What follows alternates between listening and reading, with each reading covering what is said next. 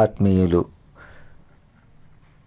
Telangana governor గారిని ఉద్దేశించి తెలియజేయనిది ఏమనగా, మీరు కానీ దేశ అధ్యక్షుల వారు కానీ ఇక దేశ అధ్యక్షుల వారిగా తెలంగాణ గవర్నర్గా కొనసాగడానికి లేదు.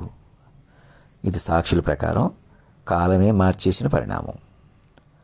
నేను నా సొంతం కొద్దీ నేను ఎదిగిపోదాం అనుకుంటున్నాను. ఏదో పిచ్చి కొద్దో క్రేజీ కొద్దో ఏదో ఓవర్ చేస్తున్నాను. లేకపోతే నాకు అంత పర్సనాలిటీ లేకుండా మీకు అందరి ముందు వెలిగిపోతానంటున్నాను అని మీరు ఎవరు అనుకుంటున్నారు? మీకు సలహాలు ఇచ్చేవాళ్ళకి అందరికీ, మన సాక్షుల దగ్గర నుంచి తెలుగు వాళ్ళందరికీ, తెలుగు వాళ్ళ ద్వారా హిందీలో జాతీయ నాయకులకి, మేధావులకి, పండితులకి, సమకాలీక మనుషులందరికీ కూడా, గురువులకి, పండితులు అందరికీ, ముఖ్యంగా మీడియా ఛానల్స్ వాళ్ళకి, అప్పటికప్పుడు ఏదోటి హైలైట్ చేస్తూ ఏదోటి చేస్తూ నడుపుతున్నటువంటి ఛానల్స్ వాళ్ళకి ఏదోటి మాటలు, ఏదోటి హడావిడి, ఆల్రెడీ చెప్పినా వినవలసిన తెలుసుకోవాల్సిన పరిస్థితిలో ఉన్నారు మీరు. అదే సురక్షితం. మాకు అలా వద్దు, మేము స్వతంత్రంగా మేము వెళ్తాం, ఇంకా నేను చంద్రశేఖరరావు లాగా ముఖ్యమంత్రిలా కొనసాగుతానంటే లేదు.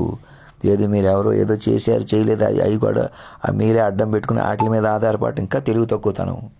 అప్పుడే నేను చావు పుట్టుకలే నిర్ణయించడం ఏంటో చూడకపోవటం వల్లే మీరు భిన్నంగా వెళ్ళిపోతున్నారని తెలుసుకోండి. నా పర్సనాలిటీ గురించి లెక్కేయకండి. నేనే డ్రెస్ వేసుకుని ఏదో హడావుడి కనపడుతున్నాను, లేకపోతే తలుపు చోటు నుంచి నేను ఫోటో తీసుకుంటున్నాను, నన్ను మనిషిగా చూడటం వల్ల, కేవలం మనిషిగా వదిలేసేయటం వల్ల అటువంటి పరిస్థితి ఉందని తెలుసుకోండి. అలా కాకుండా నాకు ఒక ఈమెయిల్ పంపించండి.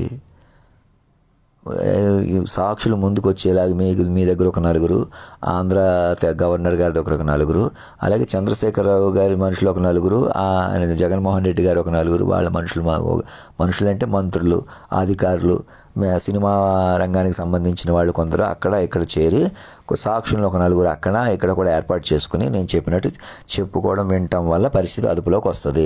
వేరే మార్గం లేదు. పోలీసులు వేరుగా, కోర్టులు వేరుగా నడపడానికి లేదు. ఇద్దరు సిట్టింగ్ జడ్జెస్, తెలుగు రాష్ట్రాల తెలుగు జడ్జెస్కు, తెలుగు రాష్ట్రాల ఉన్నత న్యాయస్థానం వారికి, అలాగే సుప్రీంకోర్టు న్యాయస్థానం జడ్జిలకు కూడా ఆదేశాత్మకంగా సామాన్యుడిగా నన్ను మీరు సామాన్యుడిగా తొక్కేయటమే నాకు నష్టం. నన్ను ఉపయోగించుకుని ఇంకొకళ్ళని వేధించడం, భయపెట్టడం, వ్యక్తుల కొద్దీ డీల్ చేయండి. అంటే పోనీ వ్యక్తులు ఒకళ్ళకి భయపడిపోయి ఒకళ్ళని కాపాడేసుకుంటే సరిపోద్దా? ఇది ఒకళ్ళ సమస్యలాగా, ఒకళ్ళ గొడవలాగా, ఒకళ్ళ ప్రాబ్లంలాగా నడిపేసి పక్కగా వదిలిపెట్టేద్దాం, రెక్లెస్ చేసేద్దాం అనే ఆలోచన ఎంతవరకు సమంజసం ఒకసారి ఆలోచించుకోండి కూర్చుని. నేను ఎంతకాలం నేను చెబుతున్నాను, ఓపెన్ మెసేజ్ చెప్తున్నాను. సీక్రెట్ కెమెరాస్ అంటే మాట్లాడట్లేదు. అక్కడికి ఎక్కడికో వెళ్ళి ఎవరికో చెప్పుకో మేము కెమెరాల ద్వారా నేను కంట్రోల్ చేస్తాం, మనుషులు కంట్రోల్ చేస్తాం, మేము ఆస్తుల కొద్దీ, బలం కొద్దీ, గ్లామర్ కొద్దీ, అవసరమైతే మొండోళ్ళు మూర్ఖులు కూడా మా వెనకాల ఉంటారు. ఆఫ్టర్ ఆల్ ఒక మనుషులు మేము బలం బలహీనత కూడా మేమే, లోకంలో బలం అంతా మేమే. ఎదుటి ఆలోచనలు దెబ్బ కొట్టేస్తాం, తమాషా చేసేస్తాం. గంటన్నరలో 10-15 ఏళ్ళు ఏంటి మాకొద్దు అని ఎవరు అనుకుంటున్నారు? చంద్రశేఖరరావు గారు అనుకుంటున్నారా? చుట్టూ మేధావులు వద్దని చెబుతున్నారా? మీడియాలు ప్రోత్సహిస్తున్నారా? మీకు మీరుగా గవర్నర్గా మరి మీ బాధ్యత ఏంటి ఒకసారి ఆలోచించండి. మీరు స్వయంగా మేధావుల్ని, యూనివర్సిటీ ప్రొఫెసర్స్ కమిటీ వేసుకుని చంద్రశేఖరరావు గారిని, ఇతర మేధావులను కూడా ఆలోచించండి అని చెప్పే అధికారం మీకు ఉంది, బాధ్యత మీకు ఉంది. ఎక్కడన్నా పోలీసులకి ఎక్కడ బాంబు పెట్టామనగానే వెళ్ళి పరిగెట్టుకుని ఎదుగుతారా లేదా చెప్పండి.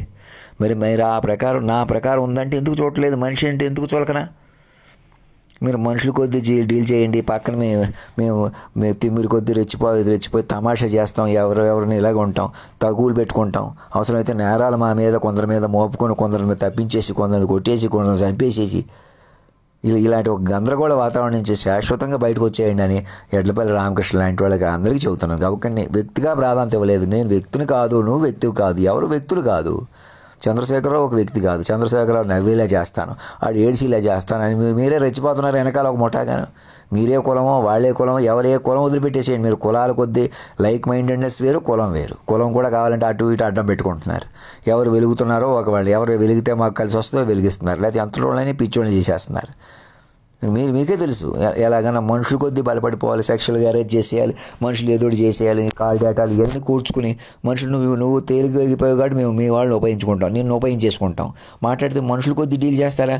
ఎవరికి వాళ్ళే సంస్కారంగా ఉండాలి కదా, ఎవరికి వాళ్ళే న్యాయంగా నడుచుకోవాలి కదా, తాము తప్పు చేయకూడదు కదా, తప్పు చేయనివ్వకూడదు కదా. ప్రతి మనిషికి ఆ సంస్కారం ఉండాలి కదా. అది ఎలా ఉంటుంది? మామూలుగా లోకంలో లేదు. మనం తప్పు చేసేయచ్చు, ఇంకోళ్ళ మీద ఆధారపడవచ్చు, ఇంకోళ్ళు డిస్టర్బ్ చేసేయచ్చు, మనం బతికేయచ్చు. సినిమాల కొద్దీ, వ్యాపారాల కొద్దీ, లోకం కొద్దీ, విలాసాల కొద్దీ, భోగాల కొద్దీ ప్రపంచం ఉందని ఎవరు అనుకుంటున్నా మీ చుట్టూ మేధావులు అర్థం చేసుకోకుండా అతను ఒక్కడే పెద్దవాడైపోతాడంటే అలా అయితే వద్దు. మన 10 తమాషా ఉండనివ్వండి అని మీకు మిమ్మల్ని చేత నిర్ణయం తీసుకోకుండా మీరు కూడా మీ స్వయం స్వతంత్ర నిర్ణయం లాగా ఒక కమిటీ కాలాఫ్ చేసి అది నిజమా కాదా చూడండి, సాక్షులు ఎవరో పట్టుకోండి. ఆయన ప్రకారం తెలుగు రాష్ట్రం విడిపోలేదంటున్నాడు. అక్కడ గవర్నర్ కూడా కమిటీ వేసుకోమంటున్నాడు. ఏంటో చూడమంటాడు. గంటన్నరలో 10-15 ఏళ్ళు అని చూడమంటున్నాడు. అట్లీస్ట్ 1000 పేజీలు 2000 పేజీలు సమాచారం గ్రహించమని అంటున్నాడు. అలా కాదు, మేము ఏదో ఒకటి చెబుతాం, మీడియాలు కొద్దిగా హడావుడి చేసి బతుకుతాం, వాళ్ళు ఎవరు అరెస్ట్ చేస్తాం, వీళ్ళు ఎవరో కేసులు పెడతాం, ఒక ఇద్దరు ముగ్గురు స్మగ్లర్లు పట్టుకున్నాం, ఇద్దరు ముగ్గురు చేపలు పెట్టి వాళ్ళని పట్టుకున్నాం అన్నట్లుగా కాకుండా ప్రతి మనిషికి మహారాజు మహారాణి గవర్నమెంట్ ఆఫ్ అధినాయకులు ఉన్నారు. మీరు ఇప్పుడు అధినాయకుల పిల్లలు మీరు నో లాంగర్ చిల్డ్రన్, మనుషులు కాదు. కేవలం మీ కర్మల కొద్దీ, మీకు జరగని కొద్దీ నడవడానికి లేదు, ఏదో ఒకటి చెప్పడానికి లేదని సినిమా వాళ్ళు, మీడియా అందరూ రియలైజ్ అవ్వాలి. అలా కాదు, మా బలం కొద్దీ చెప్తాం, గ్లామర్ ఫీల్డ్ మాది, ధనవంతులం మేము, మాకు రియల్ ఎస్టేట్ వ్యాపారాల కొద్దీ, ఇంకొక వ్యాపారాల కొద్దీ మేము బలంగా ఉన్నాం.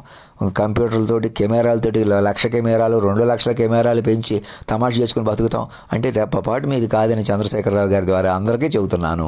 మేధావులందరికీ చెప్తాను. డిఎస్పీ నాగబాబు లాంటి వాళ్ళు, శ్రీమతి లాంటి వాళ్ళు అప్రమత్తమై నిజమేనండి మాది పొరపాటు అండి, సాక్షుల దగ్గర నుంచి, సూర్యకుమార్ దగ్గర నుంచి అని చెప్పి ఆ తర్వాత అక్కడ కలిపేసుకుంటూ ఇప్పటి వరకు హాస్టల్ సరోజిని వరకు మాదే పొరపాటు అండి, ఏకకాలంలో బయటకు వచ్చేసేయండి, సాటి వాళ్ళని వేధించడం, భయపెట్టడం, అవమానించడం, రాజకీయంగా సామాజికంగా ఏదో ఒకటి మీరు అనుకున్నట్టు మలిపేసేయటం, మేము అనుకున్నట్టు ఉండాలి, మా వాళ్ళు ఉండాలి, ఇలాంటి వాళ్ళు ఉండాలి, అలాగే ఉండాలి, మేము ఇలాగే చేసేయాలి, ఏదో ఒకటి రెచ్చిపోవాలి. ఒక్కడే వెలిగిపోతాడంటే వీడు ఒక్కడే అనుకుంటున్నారు, ఇప్పటికి పొరపాటు పడుతున్నారు. నేను అసలు మనిషినే కాదు, నన్ను మనిషిగా చూడకూడదు, మనిషిగా వదిలేయకూడదు. కావాలంటే మనిషిగా వదిలేయచ్చు, నేను టెన్షన్ పడిపోయి చచ్చిపోవాలి, ఎక్కడికైనా వెళ్తే మేము కొట్టేస్తాం, చంపేస్తాం, అందుకే భయపడిపోయి అట్లేదని వాళ్ళు వికృతంగా నవ్వుకోవటం, ఈ పక్కన ఉంచామన్నారు, తొక్కేయమన్నారు అని ఎవరెవరు రెచ్చగొడుతున్నారు. తమాషా మానేసేసి ఆలోచన పెంచుకోండి, మనసులు పెంచుకోండి, మనసులతో కలుపుకోండి. సినిమా వాళ్ళు, మీడియా వాళ్ళు అందరూ ఆలోచించేలా చూడండి. మేధావులు, పండితులు ఏదో ఒకటి చెప్పకూడదు. గరికపాటి నరసింహరావు కానీ, చాగంటి కోటేశ్వరరావు గారు కానీ ఎవరు కూడా నా పిల్లలుగా మారిపోయి నామే చెప్పాలి. వాళ్ళ అబ్బాయి కూడా నాకు పిల్లలే. రామోజీరావు గారు మనవడు నాకు పిల్లవాళ్లే. నా ఫోటో పెట్టుకుని చెప్పుకొని వినమంటున్నాను. అది ఆషామాషి కాదు, తమాషా కాదు. ప్రపంచం అంటే గ్లామర్ కొద్దీ, బలం కొద్దీ ఏదో ఒకటి చెప్పడం, ఏదో ఒకటి చేయటం లేదు. ఇంకా ఆలోచించండి. ధర్మో రక్షతి రక్షత, సత్యమేవ జయితే.